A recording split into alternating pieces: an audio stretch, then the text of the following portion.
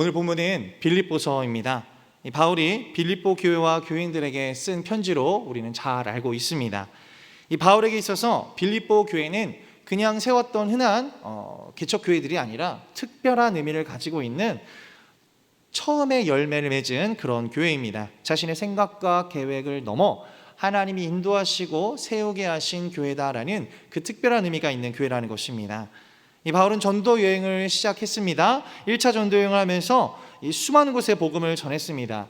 그리고 그 결과는 기대하지도 또 상상하지도 못했던 만큼 부흥하게 되고 예수 그리스도를 믿게 되는 성령의 역사가 뜨겁게 체험되었습니다. 그리하여 바울은 이것에 기쁨을 가지고 이제 하나님 앞에 2차 전도 여행으로 나아가겠습니다 고백을 하고 2차 전도 여행을 계획하고 시작합니다. 그래서 처음 1차 전도 여행 때 시작했던 지금의 터키 지역, 성경에서는 소아시아 지역을 다시 한번 복음 전하려고 그는 계획하고 실행에 옮깁니다. 그러나 이것은 그의 계획과 뜻대로 잘 이루어지지 않았습니다. 왜냐하면 그가 고백하기를 하나님이 사역을 막으신다라고 말할 만큼 이전과 반대되게 복음을 전해도 듣는 자가 없고 복음을 전하러 가려 해도 상황이 막았기 때문입니다. 그러자 바울은 포기 상태에 이르렀고 이제 내가 할 수 있는 것은 아무것도 없다라고 실족하고 있을 그때에 하나님이 바울에게 나타나서 이렇게 꿈을 통해 당신에게 계획을 보여주십니다. 사도행전 16장 10절 말씀 제가 봉독하겠습니다. 바울이 그 환상을 보았을 때에 우리가 곧 마게도냐로 떠나기를 힘쓰니 이는 하나님이 저 사람들에게 복음을 전하라고 우리를 부르신 줄로 인정함이로라. 아멘. 바울은 깨달았습니다. 이 환상을 통해 내 뜻대로 하려는 것이 막혔던 이유가 있었구나. 왜냐하면 내 계획과 다르게 하나님이 계획하신 이번 전도 여행의 선교 계획과 뜻이 있으셨기 때문이구나 라는 것을 바울은 깨달았기 때문입니다. 그래서 이 순간 바울은 욕심을 내려놓았습니다. 그리고 어떻게 합니까? 하나님이 환상으로 보여주신 마게도냐 지역 가라고 하신 곳에 내 욕심과 계획을 내려놓고 순종으로 나아가겠습니다. 믿음으로 나아갔던 것이죠. 그렇게 할 때 어떻게 됐습니까? 우리가 잘 아는 자색 옷감 장수 루디아를 만났습니다. 그리하여 이 빌립보 교회를 세우고 또 부흥시키는데 큰 도움을 받는 믿음의 동역자도 만나게 하시고 또 빌립보 교회를 세워서 하나님의 놀라운 은혜와 부흥의 역사를 새롭게 경험하게 되는 큰 은혜를 하나님이 바울에게 주셨다라는 것입니다. 이런 특별한 기억이 있는 빌립보 교회였습니다. 그런데 오늘 본문을 보니까 이 빌립보 교회에 대한 소식이 들리는데요. 무슨 소식이 들리냐? 수많은 분쟁과 오해로 인해 지금 빌립보 교회가 위태롭다라는 소식을 지금 듣게 된 것입니다.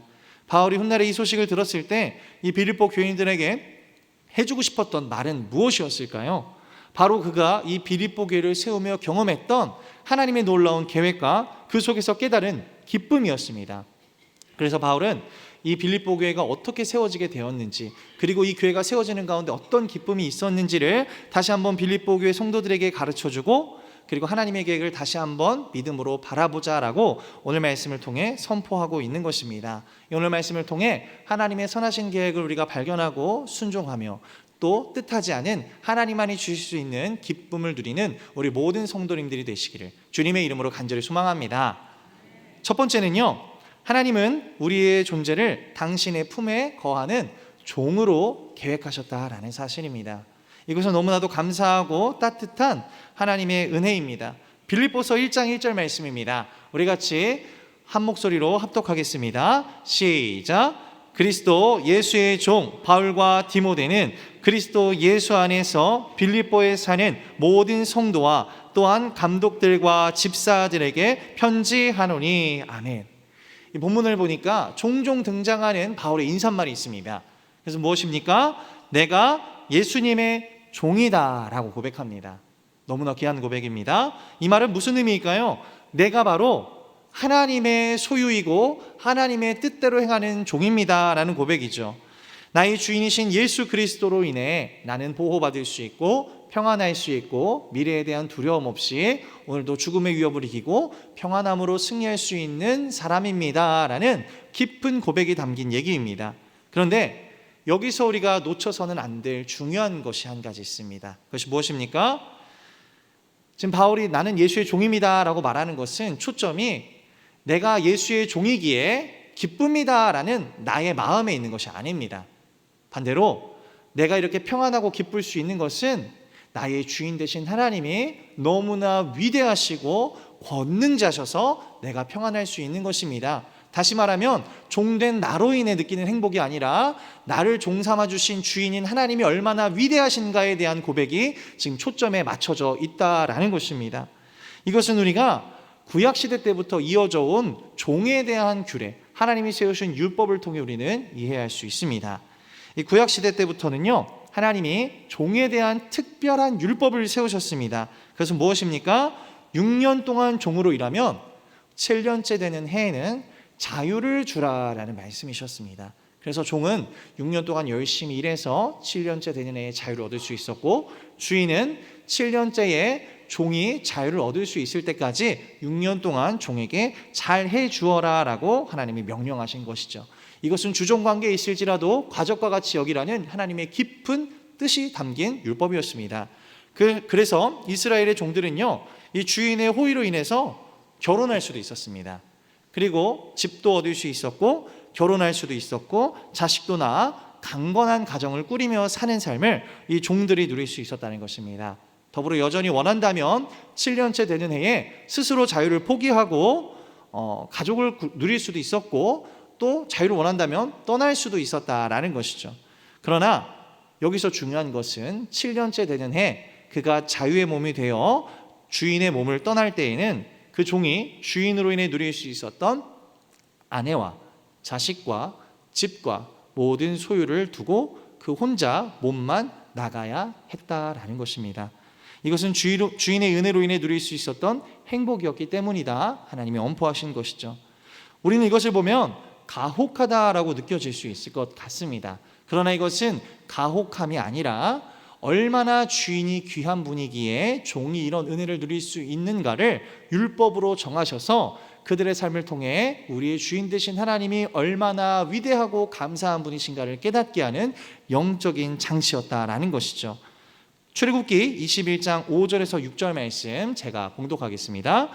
만일 종이 분명히 말하기를 내가 상전과 내 처자를 사랑하니 나가서 자유인이 되지 않겠노라 하면 상전이 그를 데리고 재판장에게로 갈 것이요 또 그를 문이나 문설주 앞으로 데리고 가서 그것에다가 손곳으로 그의 귀를 뚫을 것이라 그는 종신토록 그 상전을 섬기리라. 아멘. 그래서 구약시대 때는 두 종류의 종이 있었습니다. 첫 번째 종은 무엇입니까? 귀를 뚫은 종과 두 번째 종은 귀를 뚫지 않은 종입니다. 귀를 뚫지 않았다라는 것은 내가 이제 7년째의 자유를 누리기 위해 주인으로 인해 누렸던 모든 것을 포기하고 떠나서 나 혼자 평안히 살겠습니다라는 고백했던 종이었고요. 귀를 뚫은 종은 내가 이제 이 귀하고 감사하신 주인을 위해서 평생을 바치며 살고 통하여 누린 은혜를 누리며 살겠습니다라고 고백한 종이었다라는 것입니다. 그래서 자발적으로 귀를 뚫은 종들은 이렇게 고백합니다. 나는 이 주인을 영원히 섬기겠습니다. 이분으로 인해 내가 영원한 것을 누렸으니 영원히 주를 섬기는 종으로 살겠습니다. 이것이 나의 기쁨이고 나에게 행복입니다. 주인님 감사합니다 라는 고백이 담긴 것입니다. 실제로 이스라엘 역사를 보면요, 귀를 뚫지 않은 종보다 영원히 종으로 살겠다고 고백한 귀를 뚫은 종들이 비교적 훨씬 많았습니다. 왜 그럴까요? 스스로 자유를 찾아 떠나겠다 할지라도 나가서 사는 삶이 우리가 잘 아는 탕제의 비유와 같이 녹록지 않았기 때문입니다. 가정을 가지고 또 자식을 누리며 살았던 삶에서 모든 걸 포기하고 누구도 나를 보호해 주지 않는 약육강식의 삶에서 살았던 그들은 깨닫게 된 것이죠. 아, 주인의 품이 좋았구나. 주인의 은혜가 참 귀했구나. 그래서 나는 다시 내 자유라 여겨지는 것들을 포기하고 주인께 내 모든 것을 맡기며 평안을 누리며 살아야겠다라고 고백하게 된 것입니다. 그래서 귀를 뚫지 않았던 종들도 머지않아 다시 주인에게로 돌아와 귀를 뚫고 주인의 은혜에 감사하며 그 은혜를 누리며 사는 신실한 종으로 살게 되었다라는 것이죠. 오늘 본문에서 바울이 스스로 고백하는 종이란 어떤 종을 의미할까요? 바로 귀를 뚫은 종. 내가 스스로 하나님 밑에 들어가고 하나님이 주시는 은혜를 누리기를 기뻐하고 그런 하나님이 얼마나 위대하신지를 내가 알아서 하나님을 위해 평생을 바치기로 살겠습니다 고백하는 그런 자발적인 종을 말씀하고 있는 것입니다. 바울이 특별히 예수 그리스도의 종이라고 이 고백을 서두에 하는 것을 보면요, 빌립보 교인들에게 이 사실을 강력하게 권고하고 싶었기 때문입니다. 여러분, 우리는 이 위기 가운데에 예수 그리스도를 믿어야 합니다. 왜냐하면 우리가 교회를 다니고 예수를 믿기로 결정한 것은 억지도 아니고 우리의 자발이고 하나님이 우리에게 주신 귀한 은혜, 예수 그리스도의 은혜를 우리가 알기 때문이지 않습니까? 그러니 믿음으로 잘 이겨냅시다 라고 바울이 권면하고 있는 것이죠. 우리에게 이러한 은혜가 있기를 주님의 이름으로 간절히 소망합니다. 바울은요, 지금 빌립보 교인들에게, 성도들에게 말하고 있는 것입니다. 다시는 나와 같은 실수를 반복하지 않기를 바랍니다. 이전에 내가 어떤 삶을 살았는지 여러분이 잘 아시니 내가 아까 고백한 것처럼 예수의 종으로 살아갑시다 말씀하고 있는 것이죠. 디모데전서 1장 13절 말씀입니다. 우리 같이 합독하겠습니다. 시작. 내가 전에는 비방자요 박해자요 폭행자였으나 도리어 긍휼을 입은 것은 내가 믿지 아니할 때에 알지 못하고 행하였음이라. 아멘. 지금 서두에 고백하고 있는 내가 예수님의 종되었던 삶과 상반되는 이전의 삶, 바울의 사울으로 살 때의 삶을 지금 고백하고 있는 것입니다. 그가 지금 빌립보 교인들에게 하고 싶은 말이 무엇입니까? 내가 예수 그리스도의 종으로 살지 않을 때의 삶이 무슨 삶이었냐? 비방자요, 박해자요, 폭행자였다라는 사실입니다. 더 놀라운 것은 무엇입니까? 그때의 그가 미련하고 야만하고 악한 자가 아니라 그 시대에도 존중받고 존경받을 만한 학식과 지혜와 권위와 또 재물도 가지고 있는, 명예를 가지고 있는, 그들이 세상이 우러러보는 뛰어난 위치에 있었던 사람이라는 사실이죠. 그러나 그가 그 모든 것을 가지고도 행했던 삶은 결코 하나님이 기뻐하시지 않는 삶, 비방자요, 박해자요, 폭행자, 하나님이 저주를 하시고 지옥에 갈 수밖에 없는 사탄의 동역자의 삶으로밖에 내가 살지 못했다라고 고백하는 것입니다. 왜일까요? 그때의 삶의 주인이 바로 예수님이 아니라 나였기 때문이다라고 지금 바울이 고백하고 있는 것입니다. 내 인생의 주인이 내가 되어진다면 아무리 하나님이 주신 귀한 복과 명예와 행복이 있을지라도 우리는 우리의 욕심대로 살게 되고 우리의 삶을 악의 구렁텅이에 영원한 파멸의 구렁텅이로 끌고 가는 미련한 자, 비방자, 박해자, 폭행자밖에 될 수 없다라고 지금 바울이 얘기하고 있는 것입니다. 그러나 지금 내가 두려움과 어려움 가운데, 그리고 이전과 비교할 수 없는 험난하고 힘든 생명의 위협을 받고 비난을 받고 있는 삶 가운데도 이전과 다르게 내가 평안을 누리고 행복을 누리고 하나님이 기뻐하시는 삶을, 그 능력을 행하며 살 수 있는 이유는 지금 내 주인이 나에서 누구로 바뀌었기 때문이라고 고백하는 것일까요? 바로 예수 그리스도, 나의 주 하나님이 주인이 되셨기 때문이다 라고 고백하고 있는 것입니다. 여러분, 우리가 오늘 이 말씀을 통해서 깨닫기를 바라는 것은 나의 삶의 주인이 내가 아니라 하나님이 되는 놀라운 은혜가 있으시기를 주님의 이름으로 간절히 소망합니다. 지금 바울이 고백하는 비방자요, 박해자요, 폭행자라는 고백은 단순히 누구를 비방하고 박해하고 때렸다라는 그런 의미가 아닙니다. 교회를 박해했다는 것이고 하나님의 말씀을 증거하는 것이 아니라 오히려 막았다라는 것이고, 믿는 자들을 구원으로 인도하는 것이 아니라 괴롭게 하는, 하나님의 사역을 막는 정도가 아니라 방해하고 파멸에 이르게 하는 악행을 저지르는 삶을 살았다라고 고백하는 것입니다. 마찬가지로 우리가 교회를 다니지만 여전히 우리의 삶의 주인이 하나님이 아니시고 예수 그리스도가 아니고 내가 된다면 겉모습은 교회를 다니며 하나님을 기뻐하시게 하는 삶을 사는 것 같아 보일지 몰라도 작은 문제가 일어나는 가운데에, 또 살아가는, 교제하며 관계하는 모든 상황들 가운데에 우리의 욕심과 의와 혈기가 자라나서 누구를 실족하게 하고 교회에 하나님의 말씀이 아닌 죄를 선포하게 하고 하나님이 기뻐하지 않으시고 슬퍼하시는 일을 행할 수 있는 일들이 언제나 우리의 삶 가운데 위험으로 도사리고 있다라는 사실입니다. 그래서 우리는 항상 나의 선택의 주권과 나의 삶의 모든 결정에 있어서 하나님 앞에 기도하며 나의 삶의 주인이 하나님이 되시기를 항상 명심하고 기도하고 영적으로 깨어 있어야 하는 것입니다. 우리가 하나님을 믿는 믿음이 단순히 내가 믿습니다라는 고백을 넘어서 내가 하나님을 믿기에 이렇게 포기하고 내 뜻을 포기하고 하나님의 뜻에 순종합니다라는 삶의 고백까지 이어지시기를 주님의 이름으로 간절히 소망합니다. 빌립보서 4장 4절 말씀 같이 한번 보겠습니다.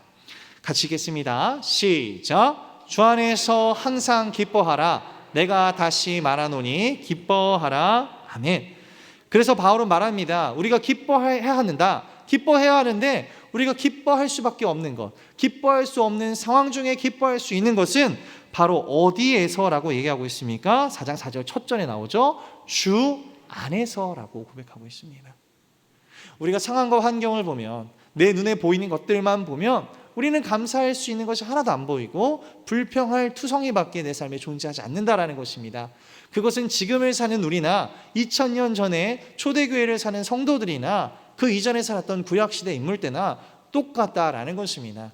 그러나 그 와중에도 그들이 믿음의 선진이 되고 기뻐할 수 있었던 것은 상황과 환경을 보는 것이 아니라 그 모든 것을 계획하고 이끌어 가시는 하나님을 바라보았기에, 하나님 안에서 생각했기에 기뻐하고 감사할 수 있었다라고 그들은 고백하고 있는 것입니다. 이것이 우리의 고백이 되어지기를 간절히 바랍니다. 여러분, 우리도 어린아이 시절을 지내왔기에, 유년기의 시절을 지내왔기에 잘 알 것입니다. 아이에게 부모가 있다라는 것은요, 너무나도 든든한 일입니다. 아마 평생을 살아가면서 가장 감사할 일이 무엇인가라고 우리가 꼽는다면 우리에게 부모라는 존재가 계셨기 때문입니다 라고 저는 고백할 것 같습니다. 왜일까요? 아이는 스스로 생명을 지킬 수도 없고 새로운 것을 배우거나 또 스스로 잘하는 것조차 할 수 없기 때문입니다. 저도 이제야 아이를 키우며 아이를 교육하고 있는 자리에 있지만 너무나 감사한 것은 아이가 정말 부모가 없으면 아무것도 할 수 없구나, 밥 먹는 것도 할 수 없고 화장실을 가는 것도 스스로 할 수 없고 기본 생존을 위한 일조차 할 수 없구나라는 것을 보면서 내가 얼마나 어렸을 때 큰 은혜를 받았는지 부모님께 감사하는 마음이 생겼다는 것입니다.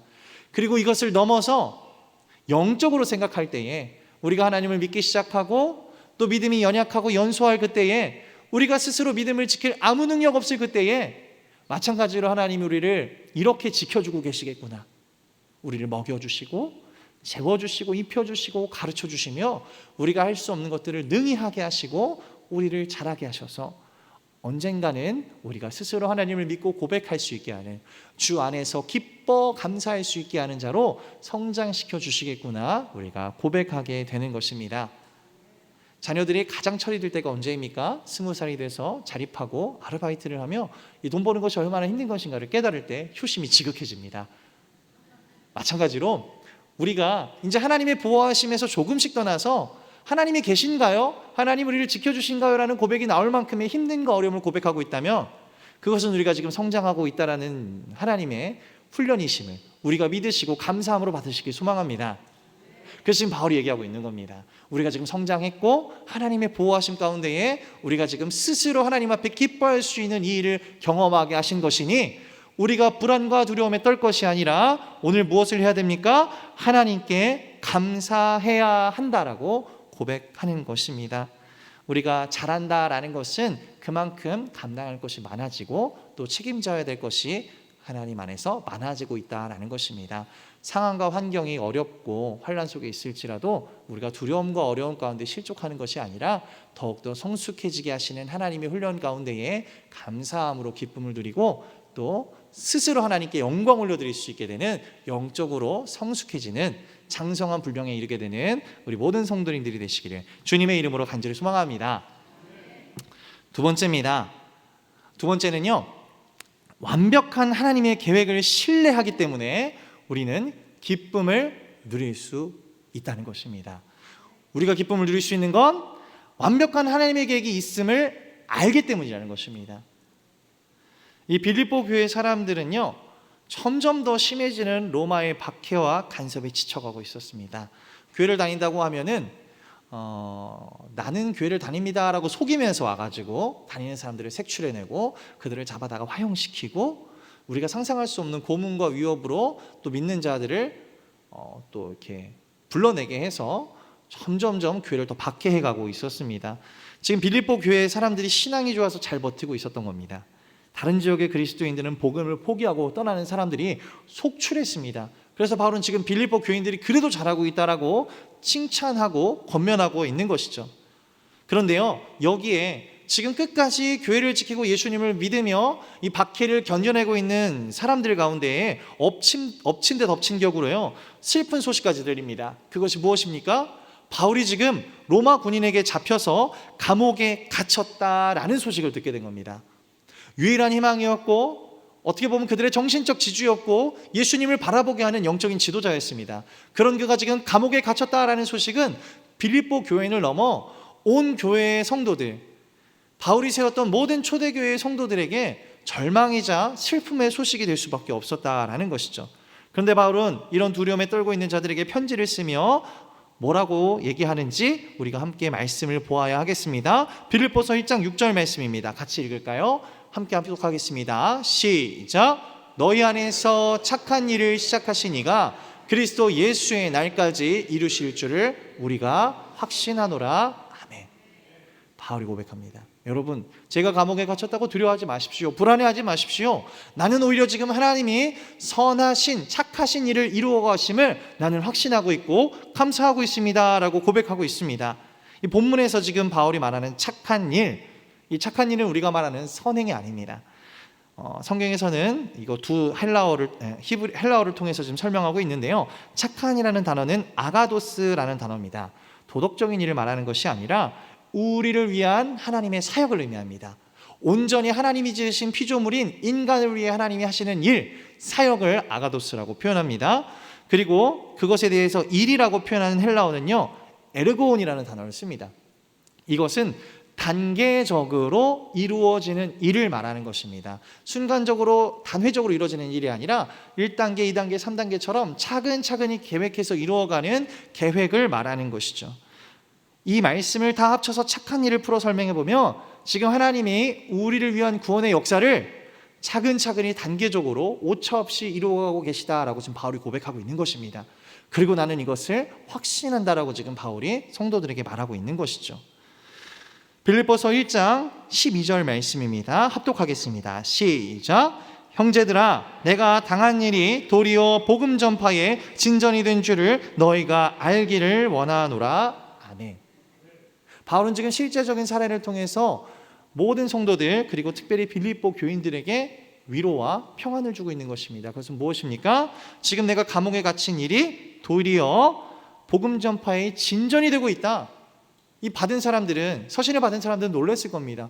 도대체 이게 감옥에 갇힌 일이 왜 기뻐할 일이고 하나님이 지금 차근차근 이루어가시는 계획입니까? 왜 우리가 이것을 통해 불안이 아니라 평안을 누려야 됩니까? 바울이 선포합니다. 실제로 감옥에 바울이 갇히면서부터요, 바울은 지금까지 해왔던 동적인 사역을 멈추게 됩니다. 다시 말하면 교회를 세우고 성도를 세우고 그 교회가 스스로 세워지게끔 하는 개척 사역이 멈추게 됐다는 것입니다. 그러나 여기서 끝나는 것이 아니라 이제는 무엇입니까? 정적인 사역이 시작됐다는 것입니다. 세워진 교회에 지금까지 경험하며 깨닫게 하신 하나님의 말씀들을 정리하게 하시고 그 영적인 교리들을 서신으로 써서 지금까지 세운 교회에 전파하고 그들에게 단순한 믿음과 열정뿐만이 아니라 신앙을 지킬 수 있는 교리와 신앙을 체계적으로 서신을 통해 가르칠 수 있게 되는 정적인 문서 사역을 시작했기에 하나님이 이 교회를 든든히 세워가실 놀라운 착한 일, 단계적인 역사를 이루어가고 계신 것입니다 라고 지금 빌립보 교인과 모든 교회에 바울이 선포하고 있다라는 것입니다. 여러분, 우리가 오늘 이 말씀을 통해서 깨닫기를 바라는 것은 우리가 생각하는 그 길이 막혔다 하면 그것은 그 일이 끝난 것이 아닙니다. 하나님이 계획하신 새로운 문을 여시고 우리를 그곳으로 인도하시며 하나님이 단계적으로 우리를 이끌어가시고 우리를 통해 하실 일을 여전히 이루어가고 통하여 큰 은혜를 선포하고 계시다라는 사실입니다. 우리가 오늘 말씀을 통해서 이 사실을 믿게 되는 그러한 은혜가 충만하시기를 주님의 이름으로 간절히 소망합니다. 그리고 바울이 이 감옥에 갇혔어야만, 그리고 이것을 통해서 서신서를 쓰며 많은 교회들에게 기독교 교리를 가르쳐야만 했습니다. 그래야 이단들로부터 교회가 지켜줄 수 있었고, 그랬기 때문에 지금 우리가 안전한 기독교를, 예수 그리스도의 복음을 지금 이 교회에 나와 말씀을 듣고 예수 그리스도를 믿게 되는 그 시작점이 바로 이 시기였기 때문이라는 것이죠. 하나님은요, 우리의 눈앞에 보이는 순간을 넘어서 2000년이 넘는, 그 이상이 넘는 미래를 보시고 인도하시는 분이신 줄을 믿으시기를 소망합니다. 그래서 우리가 눈으로 볼 수 있는 우리의 인생의 길이 아니라 그 너머에 있는 나의 자녀와 그 자손과 가문에 하나님이 계획하신 놀라운 은혜를 선포하시기 위해서 오늘도 우리의 길을 막으시고 또 여시며 인도하시는 하나님이신 줄을 믿으시기를 소망합니다. 그래서 바울은 얘기합니다.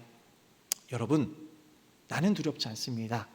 하나님이 착한 일, 완벽한 계획을 이루어가고 계시기를 나는 확신하기에 오늘도 쓰임받고 있기에 기쁠 수 있고, 내가 하는 것이 아니라 나의 주인 되신 하나님으로 인해 내가 하기에 종된 나는 온전히 평안을 누리고 행복할 수 있어서 나는 이 박해와 두려움 속에도 기쁨을 누릴 수밖에 없습니다 라고 지금 빌립보 교인들에게 선포하고 있는 것입니다. 말씀을 맺겠습니다. 바울이 빌립보 교회를 통해 깨닫는 것이 무엇입니까? 우리는 하나님의 계획을 알아야 하는 것이고 그 하나님의 계획을 통해 평안을 누릴 수 있어야 되는 것입니다. 그리고 그 모든 것을 이루어 가시는 삶의 주인이 내가 아니라 하나님이시기 때문입니다. 오늘 말씀을 통해 우리가 기억하시기 소망합니다. 나의 주인은 누구입니까? 나를 이끌어 가시고 책임지시는 존재가 나입니까? 하나님입니까? 우리가 오늘 말씀을 통해 하나님이 되시기를 소망합니다. 더불어 내 눈으로 보고 내 귀로 듣고 내 몸으로 체감하는 것에 얽매이지 아니하고 그 너머에 수천 년을 앞서 보시며 이끌어 가시는 놀라운 하나님의 은혜와 은총을 기억하며 오늘도 감사로 모든 삶을 감당해내시고 나에게 주시는 시련이 하나님이 안 계신 것이 아니라 나를 하나님이 버리신 것이 아니라 더 성숙하게 하시고 훈련하게 하시고 성장하게 하시는 하나님의 놀라운 은혜다라는 것을 믿게 되는 은혜가 있기를 소망합니다. 마지막으로 빌립보서 4장 13절 말씀 읽고 마치겠습니다. 함께 합독합니다. 시작. 내게 능력 주시는 자 안에서 내가 모든 것을 할 수 있느니라. 아멘. 이 말씀을 마음에 새기시기를 소망합니다. 이 생각이 우리를 주관하시기를 소망합니다. 내게 능력 주시는 자는 내가 아닙니다. 하나님입니다. 그래서 내가 모든 것을 할 수 있습니다. 오늘 이 말씀이 우리를 붙들고 한 주를 승리하게 하는 놀라운 은혜가 있으시기를 주님의 이름으로 간절히 소망합니다.